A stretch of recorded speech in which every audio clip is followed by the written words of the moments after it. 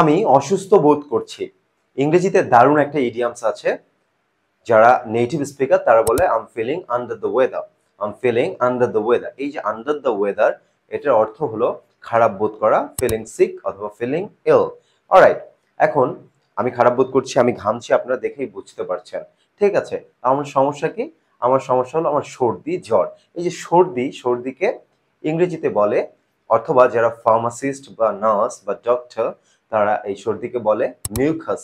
Mucus, নাকে mucus জমেছে। আবার ইংরেজিতে এটাকে বলা হয়, ইংরেজি ল্যাঙ্গুয়েজে এটাকে বলা স্নট। স্নট, যেটার অ্যাডজেক্টিভ হলো স্নটি।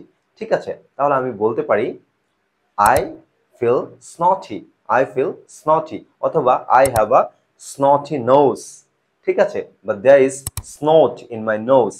আবার ইংরেজিতে এটাকে এভাবেও বলা যায় যে I have a runny nose. Run মানে যেমন দৌড়ায়, ভিতরে স্নট গুলো ঠিক দৌড়াচ্ছে। I have a runny nose.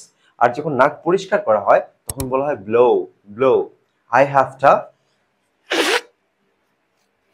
I have to blow my nose. I have to blow my nose.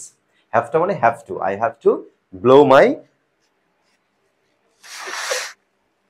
nose. তাহলে যেগুলো শিখলাম সেগুলো কমেন্ট করে জানিয়ে দিন। আর অনেক কিছু শিখলাম কিন্তু, ঠিক আছে? এরকম ভিডিও পেতে অবশ্যই আমাকে ফলো করুন। আল্লাহ হাফেজ।